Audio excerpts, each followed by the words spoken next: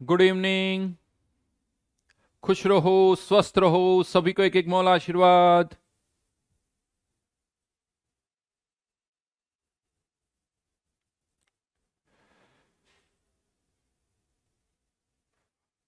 हाँ जी। क्या हाल है?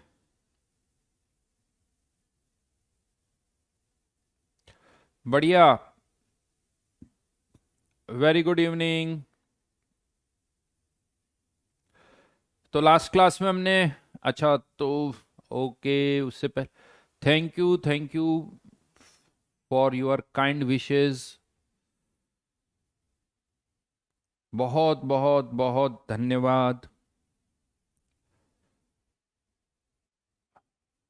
और यही कहूँगा कि इसी तरह से कहते हैं ना कि प्यार मिलता रहे आप लोगों का। आप लोग अच्छा करते रहो। अच्छे स्टूडेंट्स का गुरु जो है ना वो अपने आप अच्छा हो जाता है। नहीं, उसको कुछ एफर्ट्स नहीं लगानी पड़ती।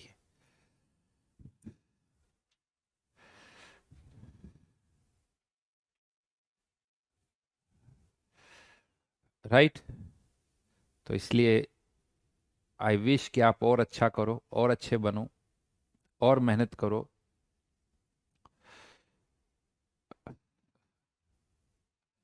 Thank you once again.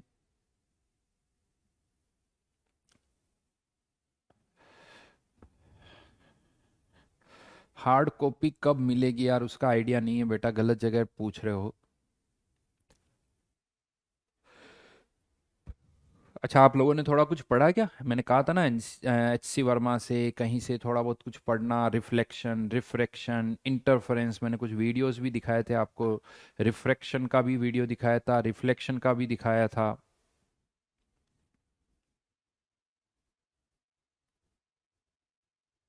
Hmm. Electromagnetic waves की बात भी हमने की थी।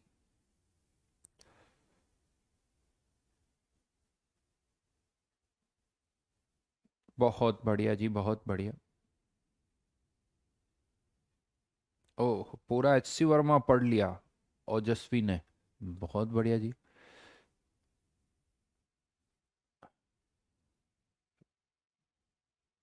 चलो, तो देखिए, बेसिक सी टर्म से थोड़ा बहुत समझ में आना चाहिए, लगना चाहिए कि हमें रिफ्लेक्शन का मतलब पता है, हमें रिफ्रैक्शन का मतलब पता है।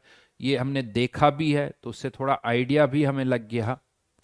अब एक दो वर्ड्स और भी मैंने लिखे थे। जैसे इंटरफेरेंस भी हमने एक टर्म लिखी थी। इंटरफेरेंस क्या होती है उसकी हम बात करें तो, जब दो वेव्स मिक्सअप होती है, दो वेव्स जब मिक्सअप होती है तो उनका एम्पलीट्यूड जो है या तो बढ़ जाता है या कम हो जाता है। जैसे इसको ऐसे समझो, ये दो वेव्स है।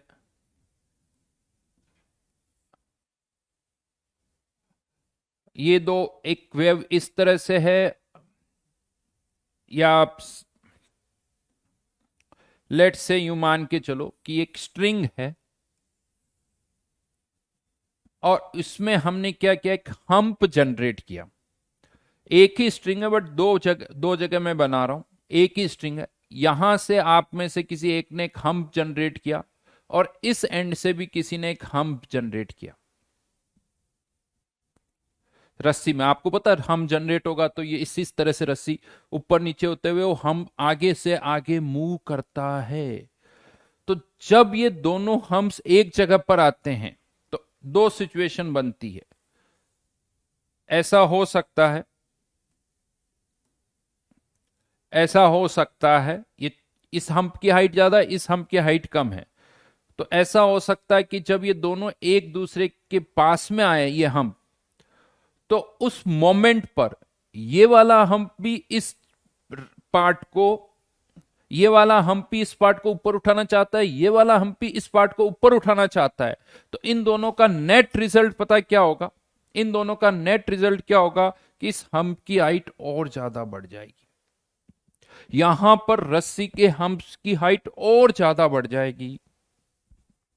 इसे हम बोलते हैं constructive interference. Constructive interference.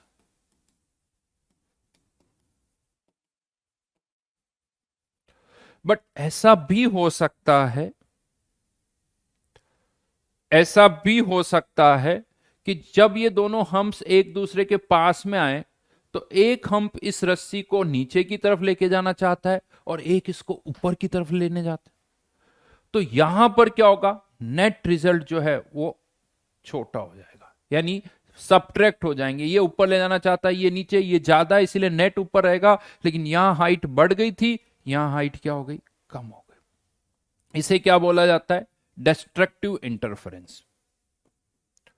Destructive interference. तो ये एम्पलीट्यूड बढ़ जाएगा या कम हो जाए, यानी जब भी दो वेव्स मिलती है तो कहीं पर उनका एम्पलीट्यूड इंक्रीज हो जाता है, कहीं पर उनका एम्पलीट्यूड कम हो जाता है। एक वीडियो है जिसके थ्रू मैं ये बताऊंगा, एक मिनट।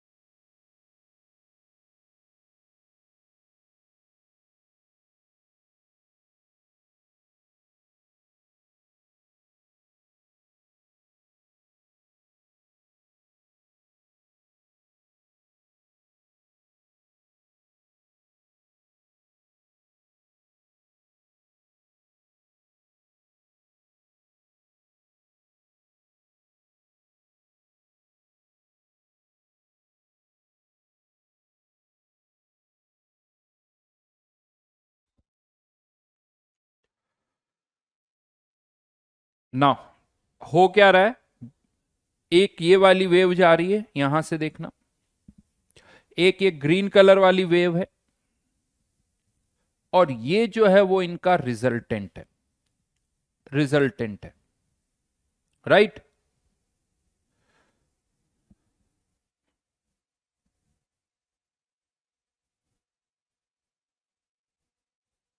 राइट नाउ ये जो ब्राउन, ये जो ग्रीन कलर है और ये जो ब्राउन कलर कुछ दिख रहा है, ये दोनों एक ही साथ है, ये भी ऊपर की तरफ जा रहा है, ग्रीन कलर भी ऊपर की तरफ जा रहा है, तो इनका जो रिजल्टेंट है वो अच्छा खासा इंक्रीज हो गया। इसे बोला जाता है कंस्ट्रक्टिव इंटरफेरेंस। इसे हम बोलते हैं कंस्ट्रक्टिव इंटरफेरेंस।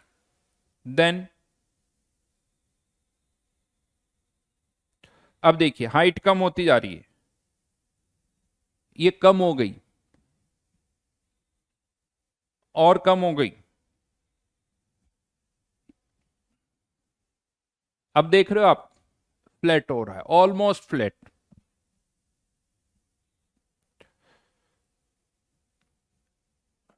अब वापस से ये जो रिजल्टेंट है, ये वेव एम्पलीट्यूड बढ़ने लगेगा। अभी एम्पलीट्यूड बहुत कम हो गया। क्यों बहुत कम हो गया, क्योंकि ये ग्रीन पार्ट इसको ऊपर ले जाना चाहता है और ये वाली वेव इसको नीचे ले जाना चाहती है, तो नेट रिजल्टेंट कम हो गया यहां पर। समझ में आया, समझ में आया।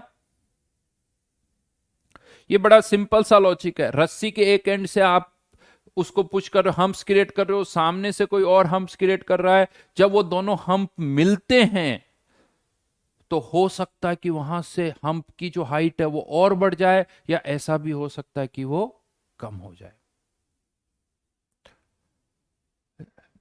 राइट। तो यहां से एक बार वापस से दिखा देता हूं।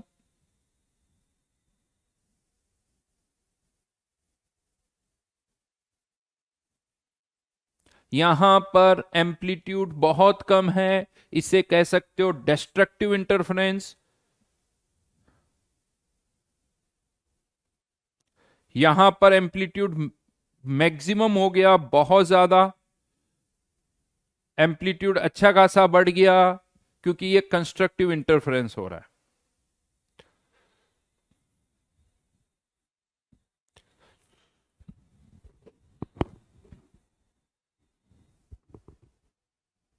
चलिए, तो ये यहां पर मैंने हल्का सा इंटरफेरेंस के बारे में और बताया। दो तरह के इंटरफेरेंस की हमने बात की, कंस्ट्रक्टिव और डिस्ट्रक्टिव इंटरफेरेंस। इससे क्या होता है, तो लाइट का जो एम्पलीट्यूड है वो बढ़ जाता है या लाइट का एम्पलीट्यूड कम भी हो जाता है। यहां पर एक डाटा मैं और दूंगा, जो लाइट होती ना उसकी इंटेंसिटी, लाइट की जो इंटेंसिटी होती है, इंटेंसिटी का क्या मतलब है, energy per unit area per second, per unit area per second, यानी ब्राइटनेस भी कह सकते हो, जिसे ना ब्राइटनेस, एक ब्राइट स्पॉट है, दैट इज इंटेंसिटी। जितना ब्राइट स्पॉट होगा इंटेंसिटी उतनी ज्यादा होगी। तो intensity is directly proportional to square of amplitude. Amplitude जितना ज्यादा होगा इंटेंसिटी उतनी ही ज्यादा होगी, उतनी ही ज्यादा होगी। तो जो इंटेंसिटी होती है लाइट की, that is square of amplitude. ठीक है, तो अगर एम्पलीट्यूड जीरो हो गया तो कह सकते हो कि उसकी इंटेंसिटी जीरो हो जाएगी। एम्पलीट्यूड ज्यादा है तो इंटेंसिटी ज्यादा। इंटेंसिटी को आप ब्राइटनेस की तरह सोच सकते हो, ब्राइट स्पॉट यानी ज्यादा इंटेंस लाइट आ रही है पर second, per unit area energy ज्यादा गिर रही है, दैट इज इंटेंसिटी। ठीक है, अब यहां पर एक और वर्ड भी होता है, डिफ्रैक्शन भी एक वर्ड होता है, उसमें मैं ज्यादा डिटेल में नहीं जाऊंगा, थोड़ा कंफ्यूज ज्यादा करता है, तो हमारे लिए ये वर्ड्स बहुत है। ये जो टर्म्स हैं जो हमने यहां पर यूज की है वो आपको पता होनी चाहिए। नाउ अब यहां पर आगे बढ़ते हैं, आगे बढ़ते हैं, इसी पार्ट को और आगे कंटिन्यू करते हैं। एक और टर्म पर मैं आ रहा हूं यहां पर, स्पेक्ट्रम। स्पेक्ट्रम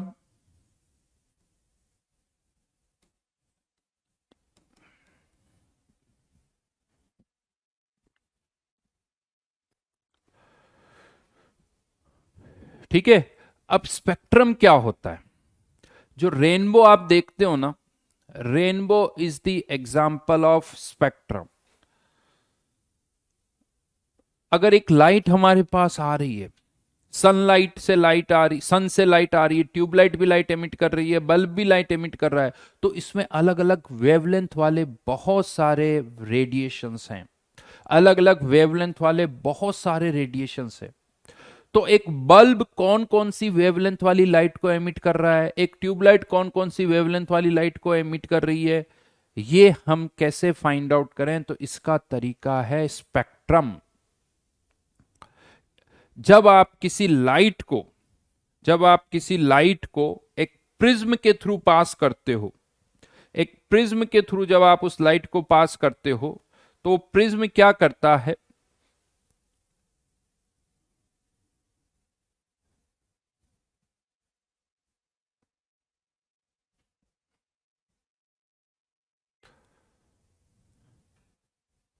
वो प्रिज्म, ये लाइट यहां पर आ रही है, ये आप प्रिज्म देख रहे हो, एक ये प्रिज्म क्या कर रहा है, इस लाइट को डिस्पर्स कर रहा है, अलग अलग वेवलेंथ वाली लाइट को अलग अलग एंगल से रिफ्रैक्ट कर रहा है। एक्चुअली एक हमने रिफ्रैक्शन पढ़ा था, क्या था रिफ्रैक्शन, कि लाइट जब किसी और मीडियम में जाती है तो उसकी जो डायरेक्शन है वो चेंज हो जाती है, उसकी डायरेक्शन जो है वो चेंज हो जाती है। तो जो एंगल ऑफ रिफ्रैक्शन होता है, एंगल ऑफ रिफ्रैक्शन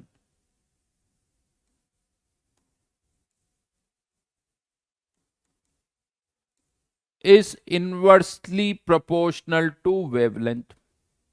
जिसकी वेवलेंथ कम उसका एंगल ऑफ रिफ्रैक्शन ज्यादा, राइट। एंगल ऑफ रिफ्रैक्शन कुछ ऐसे कह सकते हो, ये लाइट ऐसे आ रही थी, ऐसे चली गई, तो जिस इस डायरेक्शन में जाना था, ये एंगल ऑफ रिफ्रैक्शन।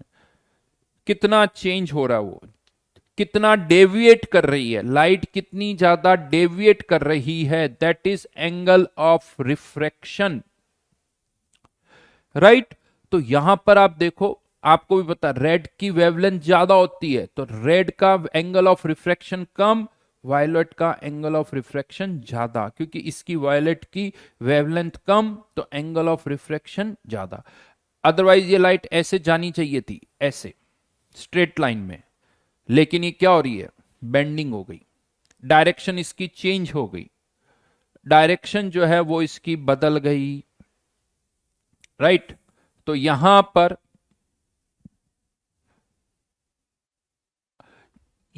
पर एंगल ऑफ रिफ्रैक्शन जो है वो वेवलेंथ के इनवर्सली प्रोपोर्शनल होता है। तो अब मान लेते हैं यहां पर बहुत अलग अलग वेवलेंथ वाली लाइट है, तो क्या होगा, कुछ कम एंगल से रिफ्रैक्ट करेगी, कोई ज्यादा एंगल से रिफ्रैक्ट करेगी, तो यहां पर उनका क्या हो जाएगा, सेपरेशन हो जाएगा, यहां पर उनका सेपरेशन हो जाएगा। और हमें यह पता चल जाएगा कि ये जो लाइट यहां से आ रही है उसमें कौन कौन सी वेवलेंथ वाली लाइट है। ये जो व्हाइट लाइट होती है ना, जो नॉर्मली हम कहते हैं व्हाइट लाइट, ये व्हाइट इसलिए दिखती है कि इसमें सभी विजिबल वाले रेडिएशंस होते हैं। ये थोड़ी लैंग्वेज की आदत डालोगे, सभी विजिबल वेवलेंथ वाले रेडिएशंस होते हैं, यानी 4000 एंगस्ट्रॉम से लेके 7500 तक के सारे रेडिएशंस होते हैं, इसीलिए हमें व्हाइट दिखती है। लेकिन जैसे ही आप इनको अलग अलग करोगे आपको कलर्स दिखने लगेंगे, जैसे यहां पर कलर्स दिख रहे हैं, ये सारे जैसे यहां पर आपको कलर्स दिख रहे हैं। तो लिखिए यहां पर स्पेक्ट्रम से रिलेटेड एक दो पॉइंट्स में यहां पर लिखवाना चाहता हूं। देखिए ये डायग्राम्स तो आप इस तरह से तो नहीं बना सकते, हाँ, लेकिन एक प्रिज्म का डायग्राम हम जरूर बनाएं। अगर नेक्स्ट टाइम कोई कहे कि प्रिज्म, तो इसका डायग्राम जरूर आपको, ये इस तरह से, ये लाइट यहां से आ रही है, ये लाइट एक लाइन में नहीं है, एक प्लेन में है, और लाइट क्या हो गई, यहां से रिफ्रैक्ट हो गई, ऐसे अलग अलग डायरेक्शन में चलेगी। तो यहां पर अगर कोई स्क्रीन रखी हुई है तो यहां पर आपको यूं कह दो, रेड कलर यहां स्ट्राइक करेगा, वायलेट कलर यहां होगा, और बाकी के कलर उसके बीच में होंगे। अगर बाकी के कलर से वायलेट सबसे नीचे, रेड सबसे ऊपर, ये यहां पर एक प्रिज्म ये रखा हुआ है। समझ में आई बात।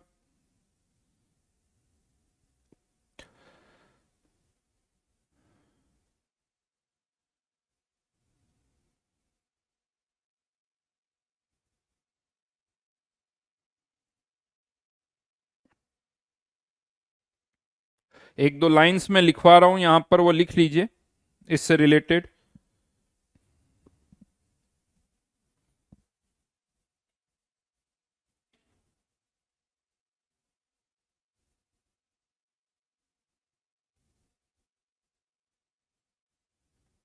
लिखिए, when a beam of light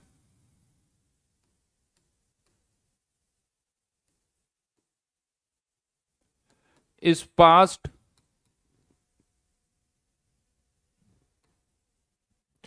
through a prism,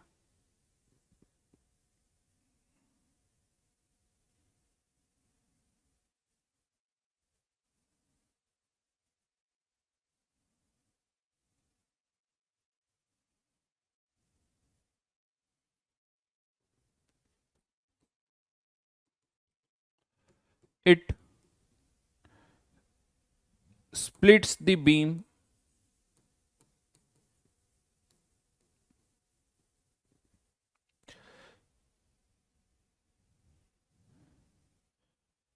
into different beams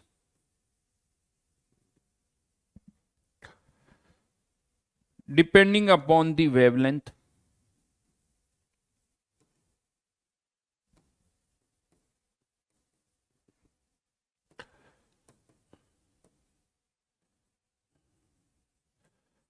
The collection of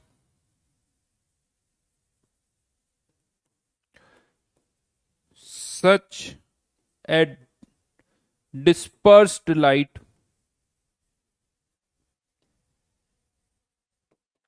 giving its wavelength composition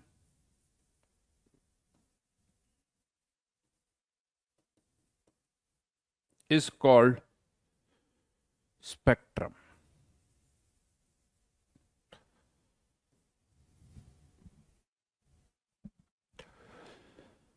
When a beam of light is passed through a prism, it splits the beam into different beams depending upon the wavelength. The collection of such a dispersed light giving its wavelength composition is called spectrum. अब ऐसे imagine करो इस चीज को कि हमारे पास यहां से बहुत सारे रेडिएशंस आ रहे हैं, लेकिन उसमें केवल तीन तरह के ही तीन वेवलेंथ वाले ही रेडिएशंस। रेडिएशंस बहुत सारे हैं, रेडिएशंस बहुत सारे हैं, लेकिन उसमें तीन वेवलेंथ वाले ही रेडिएशंस है। तो होगा क्या, जिसकी वेवलेंथ सबसे ज्यादा है वो सारे यहां आके टकराएंगे, जिसकी उससे थोड़ी कम है वो यहां आके टकराएंगे, जिसकी इससे और कम है वो यहां आके टकराएंगे। बट ये एक ही लाइन नहीं है, एक ही प्लेन में है। तो अगर आप इस स्क्रीन को सामने रखोगे ना, ये जो स्क्रीन आप देख रहे हो इसको सामने रखोगे तो आपको क्या दिखेगा, यहां पर एक यूं कह दो रेड, येलो और वायलेट ले लेते हैं, तो यहां पर आपको एक रेड कलर वाली लाइन दिखेगी, यहां पर येलो कलर वाली लाइन दिखेगी और यहां पर आपको वायलेट कलर वाली लाइंस दिखेगी। अगर तीन ही वेवलेंथ वाली लाइट है यूं मान लो, समथिंग लाइक दैट, तो रेड कलर वाली कुछ भी वैल्यू मान ले सकते हो कि 4000 एंगस्ट्रॉम, 6000 एंगस्ट्रॉम, ये ऐसे ही ले रहा हूं रेंडमली, 4000 एंगस्ट्रॉम, ये 6000 एंगस्ट्रॉम, राइट, और ये 7000 एंगस्ट्रॉम। तो ये तीन तरह के ही रेडिएशन से 7000 वाले सब यहां आके टकराएंगे, 6000 वाले सारे यहां आके टकराएंगे, 4000 वाले सारे यहां आके टकराएंगे। तो आपको तीन लाइंस दिखेगी। कह सकते हो अगर तीन लाइंस दिख रही है इसका मतलब केवल तीन डिफरेंट वेवलेंथ वाले ही रेडिएशंस है। रेडिएशंस तीन नहीं है, ध्यान रखना, रेडिएशंस तो बहुत सारे हैं बट उनकी वेवलेंथ केवल तीन तरह की ही है, राइट। तो यहां पर ये जस्ट एक आइडिया दिया है स्पेक्ट्रम का। इसका फायदा क्या है, इसका क्या फायदा है वो अभी हम देखेंगे, इसका एडवांटेज क्या है। बट सबसे पहले तो हमें ये पता होना चाहिए कि कोई भी बल्ब जो लाइट एमिट कर रहा है, ट्यूबलाइट जो एमिट कर रहा है, उसमें कौन कौन सी वेवलेंथ वाली लाइट है, उसको फाइंड आउट करने का जो तरीका है वो क्या है, स्पेक्ट्रम। वो क्या है, स्पेक्ट्रम। समझ में आई बात मेरी कि इस तरह से हम, ये डायग्राम से भी आप थोड़ा बहुत देख सकते हो, ये एक तरह का क्या मिल रहा है आपको, spectrum. This is nothing but spectrum. Rainbow भी एक तरह से स्पेक्ट्रम है, हाँ, लेकिन यहां पर कंटिन्यूसली आपको कुछ ना कुछ कलर दिख रहा है। क्यों, क्योंकि इस व्हाइट लाइट में सभी वेवलेंथ वाले रेडिएशंस है। 4000 एंगस्ट्रॉम, 4001, 4002, 4003, 4004, तो सभी वेवलेंथ वाले रेडिएशन है। कोई यहां टकरा रहा है, कोई उसके जस्ट पास में, फिर कोई उसके पास में, वो सब इतना क्लोजली स्ट्राइक कर रहे हैं कि आपको कोई गैप ही नहीं दिख रहा है। और ये ध्यान रखना, एक और चीज बताऊं, ऐसा नहीं कि रेड वेवलेंथ वाली केवल एक ही वेवलेंथ होगी। रेड की भी अपनी एक रेंज है, येलो की भी अपनी रेंज है, ब्लू की भी अपनी रेंज है। हो सकता है 4000 से 4300 तक वायलेट हो, फिर उसके बाद कुछ और हो, और कुछ तो मिक्स्ड कलर होंगे जहां पर हमें ये बताना भी मुश्किल होगा कि ये कलर एग्जैक्टली कौन सा है। स्पेक्ट्रम में कोई 7 कलर कंपलसरी नहीं है। विजिबल लाइट, व्हाइट लाइट का स्पेक्ट्रम लोगे तो 7 कलर्स दिखेंगे। बाकी स्पेक्ट्रम में कोई ऐसा नहीं कि 7 कलर्स हमेशा दिखेंगे। विजिबल लाइट का अगर स्पेक्ट्रम लेते हो तो 7 कलर्स दिखेंगे, अदरवाइज तो कुछ भी हो। यूवी का भी होगा, एक्सरेज का भी स्पेक्ट्रम होता है, गामा रेज का भी स्पेक्ट्रम होता है, इंफ्रारेड का भी स्पेक्ट्रम होता है, राइट। वो मुझे नहीं पता ब्लैक कैसे बनता है और वो कैसे बनता है, that I do not know, right. वो मिक्सिंग से क्या होता है वो सारी हो सकता है कुछ और कलर। नाउ अब यहां पर ये जो स्पेक्ट्रम है, इन स्पेक्ट्रम्स को भी हम कुछ कैटेगरीज में डिवाइड करते हैं। कैसे डिवाइड करते हैं वो देखते हैं। तो जो स्पेक्ट्रम है दो कैटेगरीज में डिवाइड कर सकते हो आप, एमिशन स्पेक्ट्रम और एब्जॉर्प्शन स्पेक्ट्रम। एमिशन और एब्जॉर्प्शन। एमिशन स्पेक्ट्रम को अभी मैं समझाऊंगा, पहले चार्ट कंप्लीट कर लेते हैं। एमिशन को फर्दर दो कैटेगरीज में डिवाइड करोगे, कंटिन्यूअस और डिसकंटिन्यूअस। और ये जो डिसकंटिन्यूअस है इसको फर्दर दो कैटेगरी में हम डिवाइड करते हैं, लाइन स्पेक्ट्रम और बैंड स्पेक्ट्रम।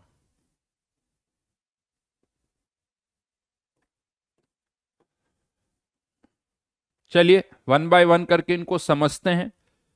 सबसे पहले मैं स्टार्ट करूंगा एमिशन स्पेक्ट्रम से।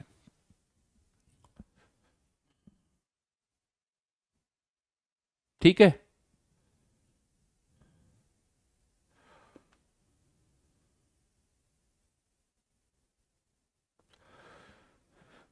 तो यहां पर अब एमिशन स्पेक्ट्रम की मैं बात करूंगा।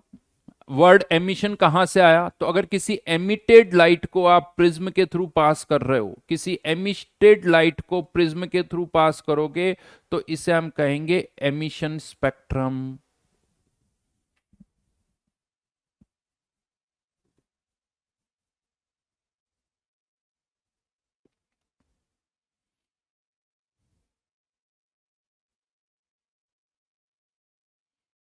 लिखिए यहां पर एक दो line. when emitted light when emitted light is passed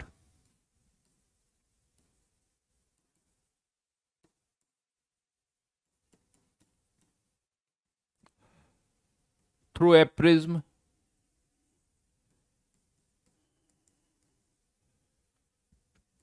to get spectrum,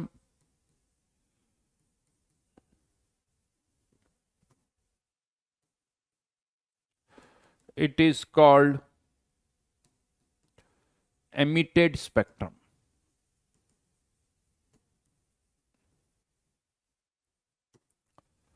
बड़ा सिंपल सा, कोई भी बल्ब जो लाइट एमिट कर रहा है, ट्यूबलाइट जो लाइट एमिट कर रही है, सन से जो लाइट आ रही, कोई ना कोई तो एमिट कर ही रहा होगा। देखो यार, लाइट है तो कोई ना कोई एमिट कर ही होगा। तो उसको अगर आप प्रिज्म के थ्रू पास करोगे तो उससे हम कहते हैं एमिटेड लाइट, और उसका जो स्पेक्ट्रम होगा, एमिटेड मतलब बल्ब भी लाइट एमिट कर रहा है। इवन एक और चीज मैं आपको बता दूं, बल्ब ट्यूबलाइट ये तो हमें सब पता ही है। एक लेफ्ट से कोई पीस है लोहे का, कोई सैंपल है, उसको आपने हीटअप कर दिया, अगर वो कूलिंग हो रही है, वो वापस ठंडा हो रहा है, तो वो भी रेडिएशन से एमिट कर रहा है, वो भी एनर्जी एमिट कर रहा है, वो भी एमिटेड लाइट है। हाँ, वो दिखती नहीं है हमें, वो दिखती नहीं है, बट वहां से भी कोई भी अगर कूलिंग हो रही है, ठंडा हो रहा है, तो वो भी एनर्जी तो एमिट कर रहा है, मतलब वो भी रेडिएशन से एमिट कर रहा है।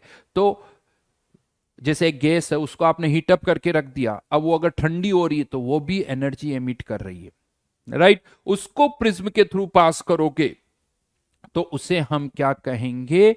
Emission spectrum. अब इसके दो केसेस थे, पहला है कंटिन्यूअस, पहला है कंटिन्यूअस और दूसरा है डिसकंटिन्यूअस। कंटिन्यूअस स्पेक्ट्रम की बात करते हैं। Light emitted by the, light लिख दो या रेडिएशंस भी लिख सकते हो आप, लाइट या radiations emitted by the bulb,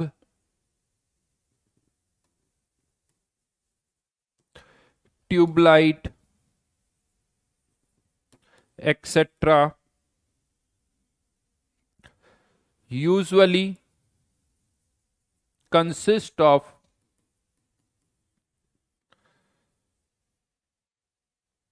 radiations of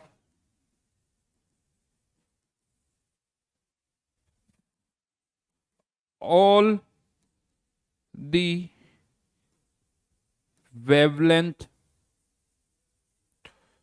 of visible range,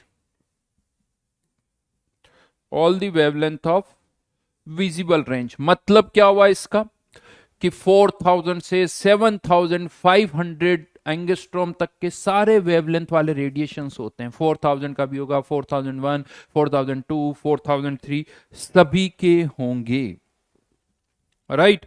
तो यहां पर when such a light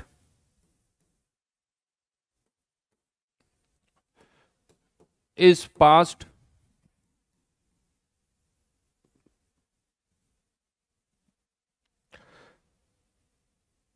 when such a light is dispersed, लिख दो direct, through the prism,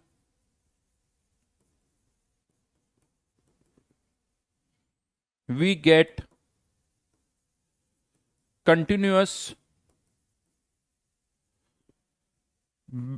bands of color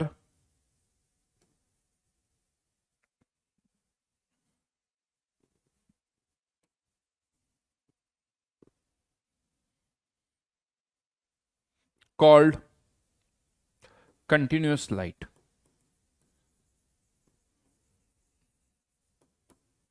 example इसका रेनबो। जो रेनबो है वो एक तरह से कंटिन्यूस स्पेक्ट्रम का एग्जाम्पल है।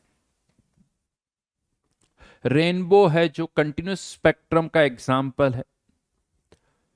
सब लिखा हुआ बेटा यहां पर, light emitted by the bulb, सीधा सीधा सब लिखा हुआ यहां पर। उसको प्रिज्म के थ्रू पास करोगे तो जनरली जैसे बल्ब और ट्यूबलाइट क्या होते हैं, इसमें विजिबल रेंज के सारे रेडिएशंस होते हैं। तो क्या होगा, कंटिन्यूसली कोई ना कोई आपको कलर दिखेगा ही दिखेगा, कहीं पर भी गैप नहीं होगा, कंटिन्यूसली आपको कलर्स दिखेंगे। इसीलिए इसे हम क्या कह रहे हैं, कंटिन्यूस स्पेक्ट्रम। इनफैक्ट यूं कह दो, ये जो मैंने अभी आपको दिखाया है ये किसका एग्जाम्पल है, कंटिन्यूस स्पेक्ट्रम का, क्योंकि कंटिन्यूसली आपको कोई ना कोई कलर दिख रहा है। That's why it is called continuous spectrum. और अगर आप बल्ब, ट्यूबलाइट, सनलाइट, इन सब का स्पेक्ट्रम लेते हो तो हमेशा वो कैसा आएगा, कंटिन्यूस स्पेक्ट्रम ही आएगा। ठीक है, एग्जाम्पल भी मैंने लिख दिया। देन बात करते हैं डिसकंटिन्यूस स्पेक्ट्रम की।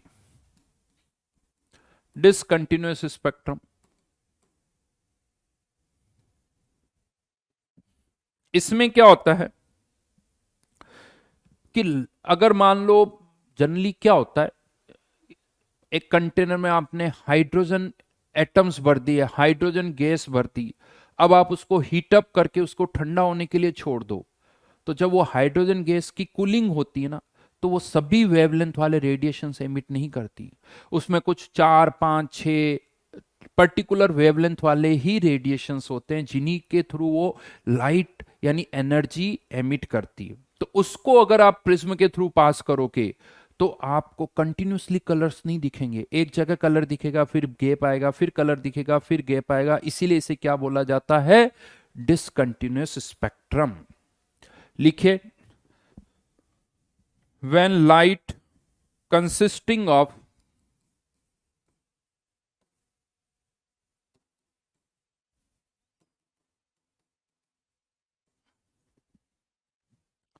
radiations of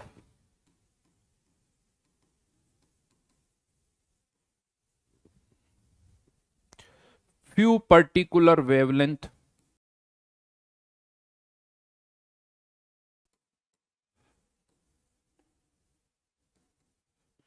few particular wavelengths